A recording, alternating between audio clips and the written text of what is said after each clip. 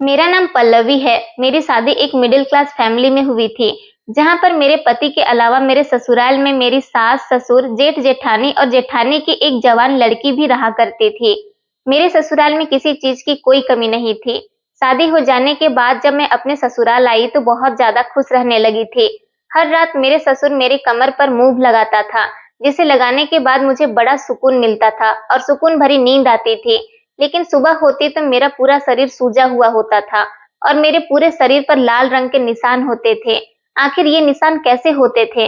मुझे अपने ससुर पर शक हुआ और अगली रात मैंने मूव का ट्यूब बदल दिया। मूव की जगह मैंने दूसरा ट्यूब रख दिया और सोने का नाटक करने लगी। अभी मुझे 15 मिनट ही गुजरे थे कि मेरा ससुर कुछ ऐसा कर रहा था जिसे देखकर मेरे रोंगटे खड़े हो गए थे। मेरी पढ़ाई कंप्लीट होते ही मेरे माता पिता ने मेरी शादी करने का फैसला कर लिया था। मेरी शादी मेरे पिता के दोस्त के बेटे के साथ हो गई थी। मेरे ससुर मेरे पिता के बहुत अच्छे दोस्त थे, लेकिन उनकी दोस्ती बचपन में ज्यादा थी। मैंने अपने ससुर को अपने शादी के बाद पहली बार देखा था, क्योंकि मेरे ससुर और पिताजी की दोस्ती उन दोनों की शादी होने के बाद सिर्फ नाम की ही रह गई थी और वो दोनों कभी कभार ही एक दूसरे से मिलने लगे थे। लेकिन जब मेरे पिता ने एक दिन अपने दोस्त के बेटे मतलब मेरे पति को देखा तो वो उन्हें बहुत पसंद आए थे। मेरे पिताजी ने फौरन ही मेरे ससुर से उनके बेटे की शादी के बारे में बात की, तो मेरे ससुर ने कहा कि मैं अपने बेटे के लिए रिश्ता देख रहा हूँ। तो मेरे पिताजी को अपनी बेटी का ख्याल आया और उन्होंने मेरे ससुर को मेरे बारे में बता दिया।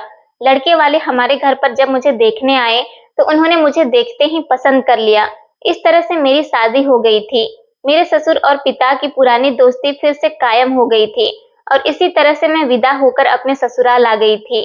मेरे सास ससुर का बिहेवियर मेरे साथ बहुत अच्छा रहता था। मेरी जेठानी भी मेरे साथ बिल्कुल बहनों की तरह रहती थी। जेठानी की लड़की तो मेरी बिल्कुल दोस्त की तरह बन गई थी। मैं अपने ससुराल वालों के साथ बहुत जल्दी एडजस्ट हो गई थी और उन लोगों के बिहेवियर को समझ गई थी। मेरे पति का बिहेवियर भी बहुत अच्छा था और मेरा पति मेरा बहुत ख्याल रखते थे। वो एक बहुत अच्छे इंसान थे। शादी के 4 महीने बाद मेरे पति को दूसरे शहर काम करने के लिए जाना पड़ गया था। उन्होंने मुझे बताया था कि उनको 1 महीने की छुट्टी मिली है, मगर मैंने जिद करके 1 हफ्ता और बढ़वा दिया था। लेकिन अब और ज्यादा छुट्टियों की उम्मीद नहीं की जा सकती थी। मैं अपने पति के जाने पर बहुत उदास हो रही थी कि मैं उनके बिना कैसे रहूंगी।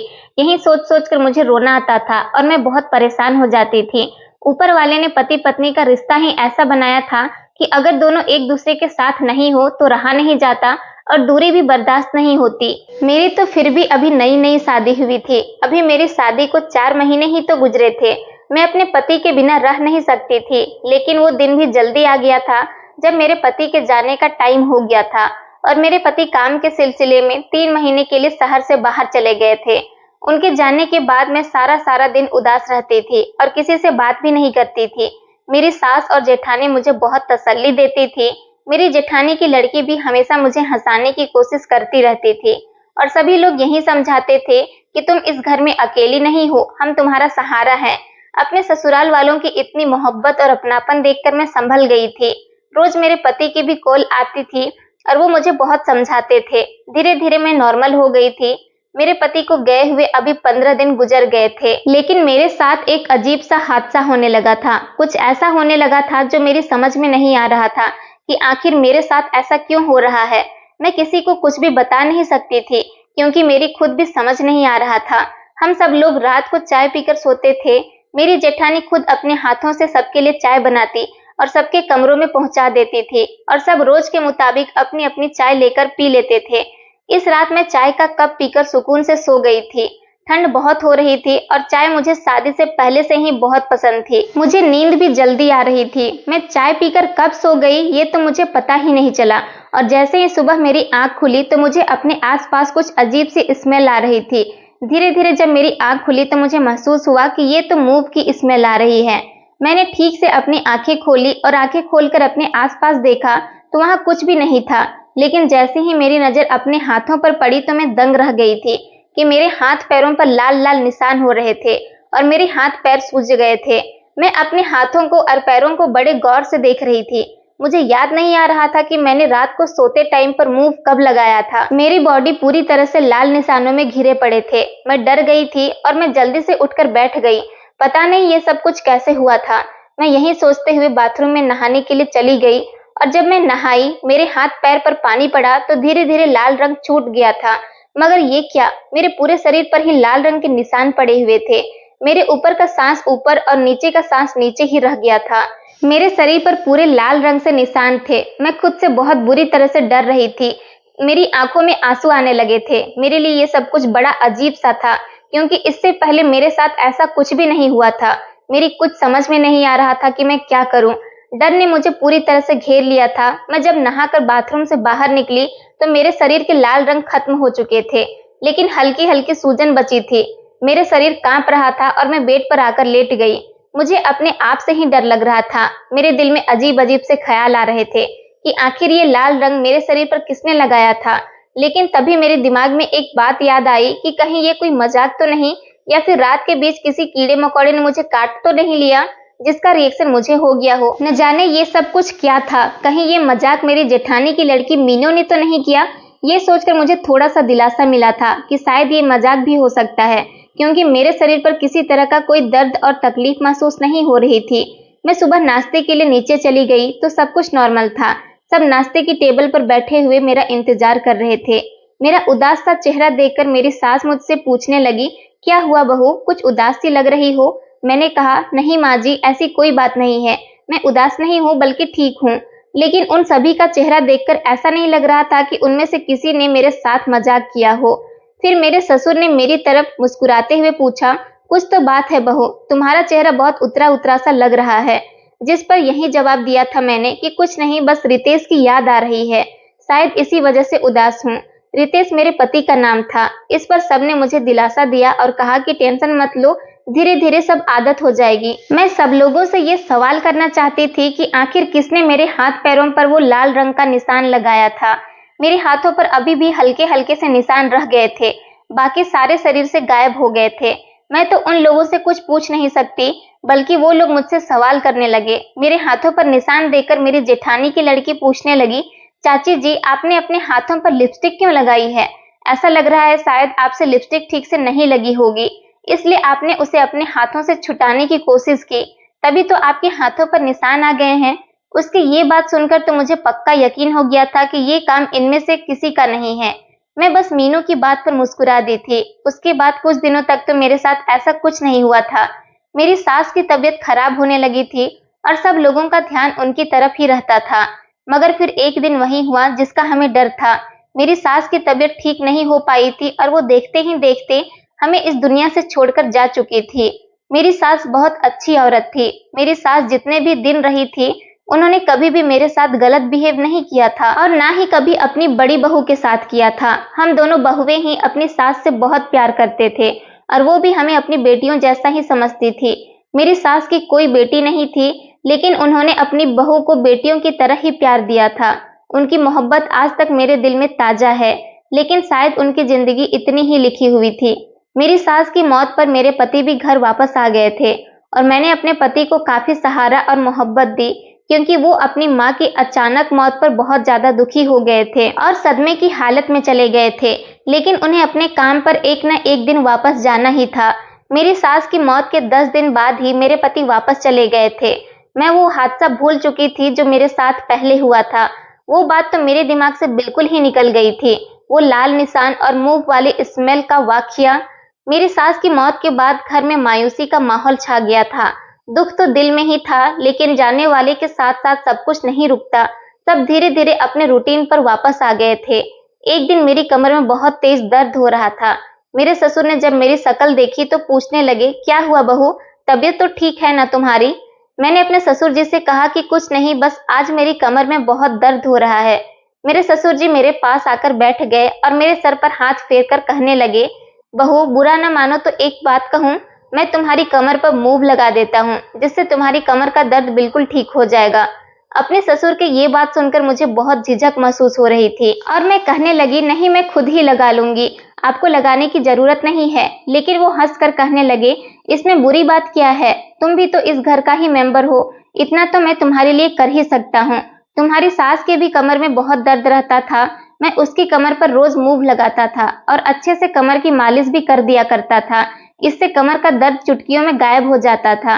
तुम्हारी सास जब जिंदा थी तो बहुत ज्यादा तारीफ किया करती थी मेरी। कहती थी अगर किसी की कमर में दर्द हो तो वो आपके हाथ से मालिश करवा ले, उसकी कमर का दर्द तो चुटकियों में ही खत्म हो जाएगा।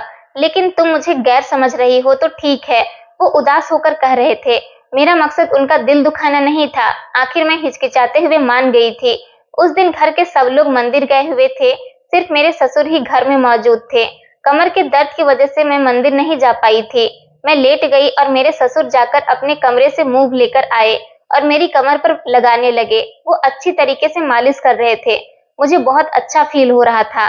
जब मालिश हो गई तो वो मुस्कुराकर कहने लगे कि बताओ अब कैसा लग रहा है। मैंने भी हंसकर जवाब दिया कि आप तो बहुत अच्छी मालिश करते हैं, मेरी कमर का दर्द तो बिल्कुल ठीक हो गया है। वो कहने लगे अब देखो मैं इसी मूव से तुम्हारे पैरों की मालिश करता हूँ, तुम्हारे पैरों को बहुत अच्छा महसूस होगा और तुम्हें बहुत आराम मिलेगा। इससे पहले कि मैं कुछ कह पाती उन्होंने अपने हाथों से मेरे पैरों का मालिश करना शुरू कर दिया। मैं हिचकिचाते हुए खामोश हो गई थी। उस मूव की खुशबू बहुत तेज थी। मेरे ससुर मालिश करके जा चुके थे और सब लोग भी मंदिर से घर आ गए थे। मुझे बहुत सुकून मिल गया था, इसलिए मैं अपने कमरे में जाकर लेट गई थी और मुझे बड़ी अजीब सी मदहोशी छा रही थी। इतना ज्यादा आराम और सुकून मिल रहा था कि मुझे नींद आ गई और मैं कब गहरी नींद में चली गई मुझे पता ही नहीं चला। मुझे बहुत अच्छा और सुकून भरी नींद आ रही थी। उस रात मैं बड़ी सुकून से सोई थी। आंखें जब खुली तो मुझे मेरे कमरे में किसी के होने का एहसास हुआ था। मैंने चाहा कि आंखें खोलूं, लेकिन नींद मुझ पर इस तरह से छाई हुई थी कि मैं अपनी आंखें खोलकर देख नहीं पा रही थी। लेकिन जब सुबह हुई तो फिर मैं बुरी तरह से डर गई थी। कई बार मैंने खुद को होश में लाने की कोशिश की, लेकिन फिर वही हुआ था जिसको देखकर मैं दोबारा से डर गई थी। मेरे हाथों और पैरों पर लाल रंग के निशान थे और मूव की स्मेल तो इस तरह से आ रही थी जैसे मूव की मालिश रात में नहीं बल्कि अभी थोड़ी देर पहले ही की गई हो। लेकिन मुझे अच्छी तरह से याद था कि मूव की मालिश रात में की गई थी। फिर मेरे कमरे में इतनी तेज स्मेल कैसे आ रही थी? मुझे याद आया और जब मैंने बाथरूम में जाकर अपना पूरा शरीर चेक किया तो मेरे पूरे शरीर पर लाल रंग के निशान पड़े हुए थे। एक बार फिर से मेरे साथ वही हादसा हुआ था और मैं रोने लगी थी। मैंने उन लाल रंग के निशान को छुटाने के लिए अपने पूरे शरीर पर पानी डाल लिया था और नहाने लग गई थी। मैं बुरी तरह से डर गई थी कि ऐसा कैसे हो सकता है। आखिर ये लाल रंग के निशान मेरे हाथ, पैर और पूरे शरीर पर कैसे आ सकते हैं? ये निशान कौन लगाता है जिसका मुझे महसूस भी नहीं होता? मेरे दिमाग में अजीब अजीब तरह के ख्याल आ रहे थे कि शायद ये किसी और का काम है जो ये सब कुछ मेरे साथ हो रहा है। मुझे वैसे भी बहुत डर लगता था। मैं शुरू से ही डरपोक रही थी। जब मुझे पता चला कि किसी गैर आदमी का काम है तो मैं बहुत ज्यादा डर गई थी।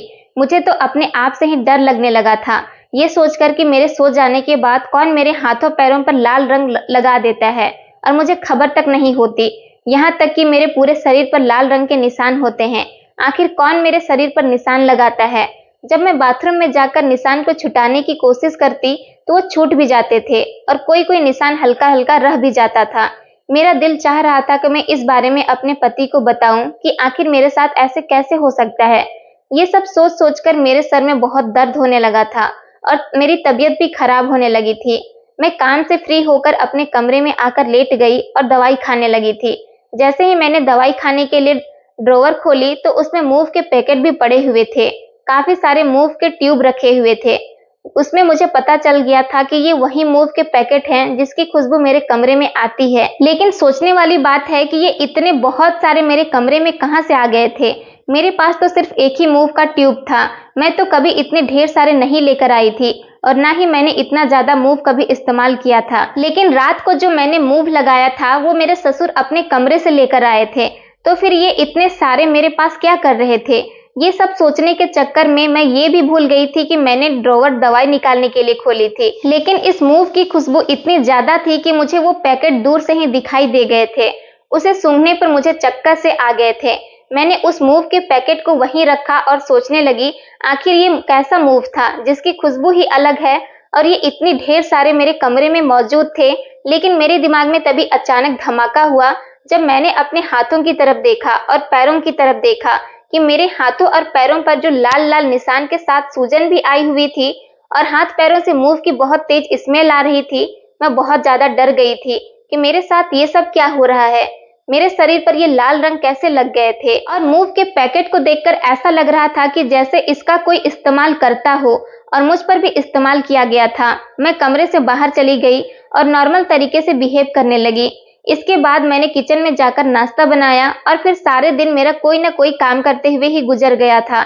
लेकिन मुझे बहुत टेंशन रही थी और मैंने सोच लिया था कि शायद आज की रात मेरे साथ ऐसा कुछ नहीं होगा, लेकिन मैं गलत साबित हुई। अगले दिन फिर मैं सुबह को जैसे ही सो करके उठी तो फिर से मेरे शरीर पर लाल रंग के निशान पड़े हुए थे और आज तो मेरे पूरे शरीर पर सूजन आ रही थी। ये सब देखकर मेरी जोरदार चीखें निकल गई। मेरी चीख पूरे घर में गूंज उठी थी। मेरे चिल्लाने की आवाज सुनकर मेरी जेठानी और मीनू भी मेरे कमरे में आ गई थी। मेरे शरीर पर इस तरह के लाल निशान देखकर और सूजन देखकर वो भी हैरान हो गई थी और बड़े गौर से मुझे देखने लगी। मेरी जेठानी मुझसे पूछने लगी, तुम्हें क्या हुआ है? ये लाल लाल निशान कैसे लगे हुए हैं? मुझे कुछ समझ में नहीं आ रहा था कि मैं क्या कहूँ। मैंने हिम्मत करके उन्हें बताना शुरू किया कि ये सब कैसे हुआ है और कितने दिनों से हो रहा है। मेरी जेठानी और मीनू मुझे बड़े गौर से देख रही थी और घूर रही थी। फिर मेरी जेठानी कहने लगी, तुमने रात को कुछ खा लिया होगा जिसकी वजह से तुम्हारा शरीर सूज गया है और ये तो लिपस्टिक के निशान हैं। शायद तुमने ही अपने शरीर पर लगाए होंगे और धोए बिना ही सो गई होगी, इसी वजह से तुम्हारे सारे कपड़ों पर लिपस्टिक लग गई है। ये बातें सुनकर मैं और भी ज्यादा रोने लगी और सोच में पड़ गई कि इन लोगों को कैसे यकीन दिलाऊं कि मैंने ऐसा कुछ नहीं किया है। फिर थोड़ी देर के बाद मैं कहने लगी, मेरे कमरे में कोई आता है जिसने ऐसा किया है।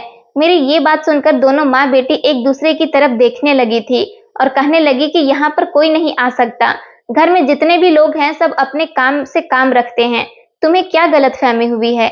इतना कहकर उन्होंने मुझे नहाने के लिए कह दिया और मेरे हाथ पैर भी साफ कर दिए और कहा कि नाश्ता करने के लिए आ जाओ, उसके बाद बात करेंगे। मैं नहा धोकर फ्रेश हो गई थी और अपने कपड़े भी चेंज कर लिए थे और अपने रूम की सफाई लगाने के बाद मैं बाहर आ गई थी। लेकिन मेरे ससुर मुझे देखकर परेशान हो गए थे। उन्होंने मुझसे पूछा, क्या हुआ है बहू, तुम परेशान लग रही हो? जो हुआ है मैंने उन्हें सब कुछ बता दिया। ये सुनकर वो खामोश हो गए थे और कहने लगे, चलो परेशान मत हो, नाश्ता कर लो। नाश्ता करने के बाद मेरे ससुर मेरे पास आकर बैठ गए और कहने लगे, तुम फिक्र मत करो, मैं तुम्हारे साथ हूँ, मैं तुम्हें कुछ नहीं होने दूंगा। उनकी ये बातें सुनकर मुझे दिलासा मिला था और उनके बाद मेरी जेठानी मेरे पास आई और कहने लगी, तुम डरो मत, हमारे घर में ऐसा कुछ नहीं है, तुम बेवजह ही परेशान हो रही हो। मेरी शादी को 18 साल हो गए हैं, मैंने आज तक यहाँ पर कुछ भी ऐसा महसूस नहीं किया और ना ही जैसा तुम्हारे साथ हो रहा है ऐसा कभी मेरे साथ हुआ है, बल्कि हमारी सास के साथ भी ऐसा कुछ नहीं हुआ। तो फिर भला तुम्हारे साथ ऐसा कैसे हो सकता है कि कोई तुम्हारे कमरे में आए और तुम्हें कुछ पता ही ना चले? ऐसा नहीं हो सकता। तुम खुद ही लिपस्टिक लगाती होगी और शायद वो लिपस्टिक तुम्हारे हाथ से फैल जाती होगी, इस वजह से तुम्हें पता नहीं चलता होगा। तुम ही भूल गई होगी और तुम्हें नींद आ जाती होगी। ये सिर्फ तुम्हारा वहम है और कुछ नहीं। अपनी जेठानी की बातें सुनकर मैं उनकी तरफ देखा और कहा कि भाभी, आप ये कैसे कह सकती हो कि ये मेरा वहम हो सकता है और मैं इतनी बड़ी बात कैसे भूल सकती हूँ? उसके बाद मेरी जेठानी मुझे समझाने की कोशिश करने लगी, लेकिन मैं कैसे मान सकती थी, क्योंकि जो मेरे साथ हुआ था वो बड़ी ही अजीब सी बात थी। लेकिन मैं अब अच्छी तरह से जान चुकी थी कि अब जो करना होगा मुझे खुद ही करना होगा। अब लोग मेरी बातों को कभी नहीं समझ सकते। आखिरकार मुझे इनकी बातों में हाँ ही मिलानी होगी। मैं रोज की तरह अपने कामों में बिजी हो गई थी। अगले दिन मैं सुबह उठी तो फिर से वही सब मेरे साथ हुआ था जो होता आ रहा था। मेरे शरीर पर लाल निशान मौजूद थे और मेरे कमरे से बहुत तेज मूव की स्मेल आ रही थी। मगर आज मुझे बड़ी हैरानी हुई थी, बल्कि मुझे बहुत गुस्सा आ रहा था। अब मुझे किसी भी हाल में इस सच्चाई का पता करना ही था कि आखिर मेरे साथ ऐसा क्यों हो रहा है और ये सब कुछ कौन कर रहा है, कौन है इस हरकत के पीछे जो मुझे बार बार परेशान करता है। मैंने कुछ सोचा और ड्रॉवर खोला जहां पर अब तक मूव के सारे पैकेट मौजूद थे। मेरे दिमाग में एक बात आई थी कि ये वही मूव तो नहीं जिसकी वजह से मुझे बेहोश होकर नींद आ जाती है। इस मूव में कुछ तो गड़बड़ है। मैं कुछ सोच समझ नहीं सकती थी, मगर अब राज खुलने वाला था।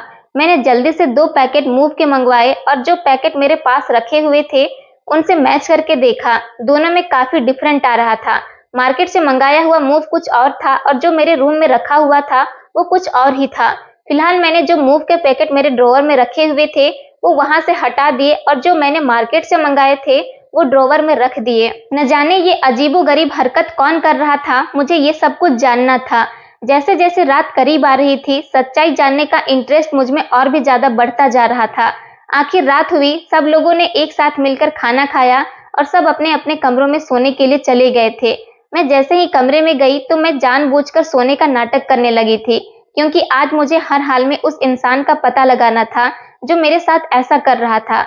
आज की रात मुझे सोना नहीं था, बल्कि जागकर सारी सच्चाई का पता लगाना था।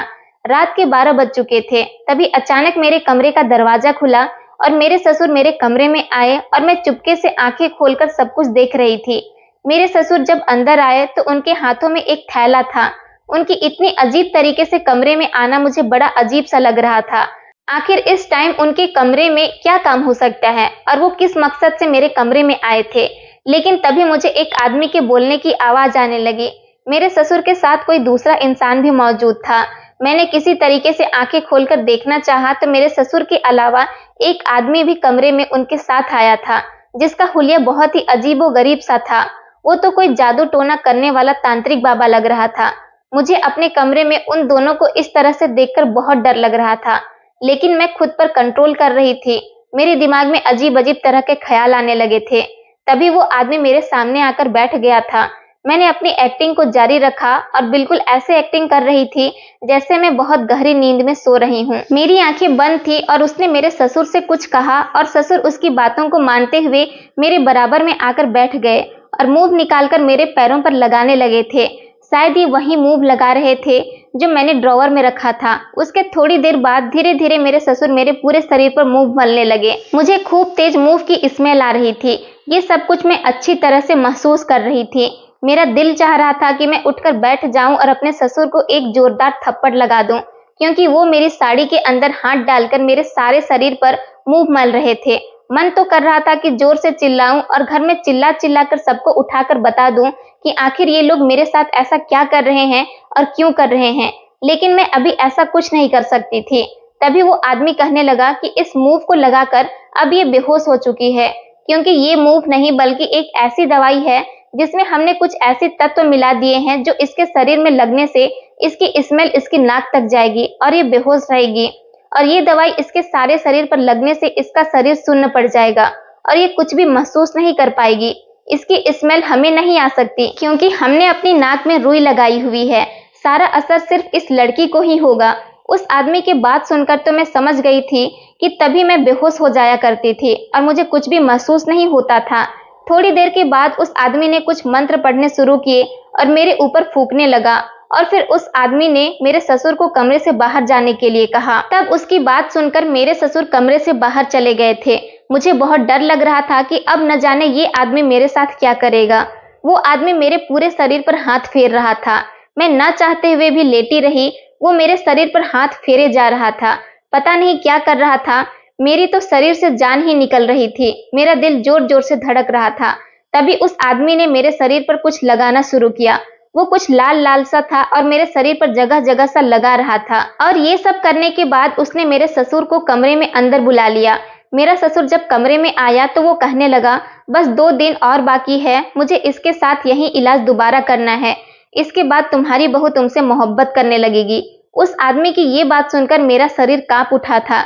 मुझे ऐसा लगा कि जैसे मेरी जान निकल रही हो। मेरा दिल बुरी तरह से डर रहा था कि आखिर ये सब कुछ मेरे ससुर मेरे साथ करवा रहे थे। ये बात सुनकर मेरा ससुर बड़ी जोर जोर से हंस रहा था और कहने लगा कि मैं यही चाहता हूँ, मेरी बहू मुझ पर फिदा हो जाए और मेरे बेटे को छोड़कर मुझसे मोहब्बत करने लगे। मैं इस लड़की को बहुत चाहता हूँ। इतना कहकर वो लोग मेरे कमरे से तो चले गए थे, लेकिन मैं अपने आप को देखकर इतना ज्यादा घबरा गई थी कि शायद ऐसा मैंने कभी अपने सपने में भी नहीं सोचा था। मुझे तो यकीन ही नहीं आ रहा था कि ये हकीकत है। मेरा ससुर मेरे साथ ऐसा भी कर सकता है और मुझ पर इतनी गंदी निगाह रखता है कि वो अपने बेटे की पत्नी के बारे में ऐसा सोचे, और मुझे इस बात पर बिल्कुल यकीन नहीं आ रहा था। वो लोग मेरे कमरे से जा चुके थे। मैंने उठकर जल्दी से कमरे को अंदर से बंद कर लिया और नहाने चली गई थी। मैंने अपने शरीर से सारे निशान साफ कर लिए थे और सोचने लगी कि आगे क्या करूं। रात का 1 बज चुका था जब मैं अपने पति को फोन किया और सोचने लगी कि अब क्या करूं। शायद मेरे पति सो रहे थे। काफी बार कॉल करने के बाद उन्होंने आखिरकार मेरी कॉल रिसीव कर ली थी। मैंने अपने पति से रोती हुई आवाज में बात की। मेरी आवाज सुनकर वो घबरा गए थे और मुझे रोने की वजह पूछ रहे थे। मैंने उनसे कहा कि मुझे कुछ नहीं पता, सुबह तक मुझे आप घर पर मिलने चाहिए। अगर आप घर पर नहीं आए तो मैं घर छोड़कर चली जाऊंगी। ये कहकर मैंने फोन बंद कर दिया। अगली सुबह हुई तो मैं खुद कमरे से बाहर निकली। मेरे सामने मेरे ससुर बैठे हुए टीवी देख रहे थे। मुझे आता देख उनके चेहरे पर अचानक सी मुस्कुराहट आ गई थी, लेकिन इस टाइम मुझे लग रहा था कि मेरे ससुर के चेहरे के पीछे एक और शैतानी चेहरा छुपा हुआ है। सुबह के 9 बजे मेरे पति घर पर आ गए थे और उन्होंने मुझसे पूछा, क्या हुआ है? तुमने मुझे इतनी अचानक घर पर क्यों बुलाया है? उस टाइम पर घर के सारे लोग मौजूद थे। मेरे पति मेरे सवाल का जवाब सुनने के लिए बेकरार हो रहे थे और सब लोग ये जानने के लिए बेकरार थे कि मेरे पति अचानक घर पर कैसे आ गए थे और आखिर ऐसा क्या हो गया था कि मैंने अपने पति को यहाँ पर बुला लिया है। मेरी समझ नहीं आ रहा था कि मैं किस तरह से अपने ससुर की बात सबको बताऊं, लेकिन बड़ी हिम्मत करके मैंने सब कुछ बता दिया था। मेरी बातें और सारी रात सुनकर मेरे ससुर का चेहरा ही उतर गया था। उनके चेहरे के एक्सप्रेशन बदलने लगे थे, लेकिन ये सुनते ही मेरे पति ने सबके सामने मेरे मुंह पर थप्पड़ मार दिया। वो ये बात सुनकर गुस्से में आ गए थे और मैं जानती थी कि कोई भी मेरी बात पर यकीन नहीं करेगा। तभी अचानक मेरे ससुर बोल पड़े कि तुम्हारी पत्नी मुझ पर कैसा इल्जाम लगा रही है। मेरे पति मेरा हाथ पकड़कर मुझे घर से बाहर निकालने लगे थे। जब मैंने उन्हें सबूत दिखाने के लिए कहा और फिर हाथ छुड़ाकर अपने कमरे में भागकर आ गई और जल्दी से उन्हें वो कैमरा दे दिया जिसमें मैंने रात की सारी हरकत रिकॉर्ड कर ली थी, जिसमें मेरे ससुर और वो आदमी मेरे कमरे में आया था। वो लोग मेरे साथ जो भी कर रहे थे वो सब कुछ मेरे कैमरे में रिकॉर्ड हो चुका था। वो वीडियो देखकर मेरे पति का सर नीचे गिर गया था। घर के सारे मेंबर ने उस वीडियो को देख लिया था और उसके बाद मेरे ससुर सर झुकाए खड़े थे। मेरे ससुर मेरे और मेरे पति के पैर पकड़कर माफी मांगने लगे और कहने लगे, मुझे माफ कर दो, मैं बहू की खूबसूरती में बह गया था। जिस दिन से ये शादी करके आई थी मैंने इसको बहुत पसंद कर लिया था, इसलिए मैं तांत्रिक बाबा से इसके ऊपर जादू टोना करवा रहा था। फिलहाल जो भी हुआ था अच्छा नहीं हुआ था। सब घर वालों के सामने मेरी इज्जत को तार तार कर दिया गया था। एक तरफ मेरे पति की पत्नी थी तो दूसरी तरफ उनके पिता थे। मेरे पति अपने बूढ़े पिता को इस बुढ़ापे में घर से बाहर नहीं निकाल सकते थे, इसलिए वो मुझे ही अपने साथ दूसरे शहर लेकर चले गए जहां पर वो काम किया करते थे। लेकिन मेरे पति ने अपने पिता के सारे संबंध खत्म कर दिए थे। ये सब हालात देखकर मेरी जेठानी ने भी अलग घर ले लिया था। अब उस घर में मेरे ससुर अकेले ही बचे थे। मेरे ससुर अब पछतावे के सिवा कुछ नहीं कर सकते थे और वो बुरी तरह से पछताते थे कि मैंने ऐसा क्यों किया था। मेरे जेठ बस उसको खाना देने चले जाते थे, बाकी उनसे कोई भी बात नहीं करता था और उनके सारे काम के लिए उनके घर पर नौकर लगवा दिया गया था। मैं अपने पति के साथ दूसरे शहर में खुश तो रहती हूँ, लेकिन आज भी मुझे अपने ससुर की इस गंदी हरकत पर बहुत अफसोस होता है। मेरे ससुर जो मूव लगाते थे, बल्कि वो मूव नहीं होता था, बल्कि उसके अंदर कोई गलत दवाई होती थी जो मेरे शरीर पर लगाने के बाद उससे मेरा शरीर सुन्न हो जाता था और वो तांत्रिक बाबा मेरे शरीर के सारे हिस्से पर लाल रंग लगा दिया करता था। उस दवाई की वजह से मेरा शरीर सूज जाता था और वो बाबा मेरे साथ जो भी करता था इस बारे में मुझे कुछ पता नहीं चलता था। ये सब मेरे लिए बहुत ज्यादा डरावना था। मेरे पति ने मुझसे वादा किया कि अब वो मुझे किसी के हवाले नहीं छोड़ेंगे, बल्कि हमेशा मेरा ख्याल रखेंगे। अब मैं अपने पति के साथ बहुत खुश हूँ। दोस्तों, उम्मीद करती हूँ आपको हमारी कहानी पसंद आई होगी। कहानी पसंद आई है तो वीडियो को लाइक करें, चैनल पर नए हैं तो चैनल को सब्सक्राइब करें और हाँ, नोटिफिकेशन बेल को जरूर दबाएं ताकि अगली अपडेट सबसे पहले आपको मिले। धन्यवाद दोस्तों।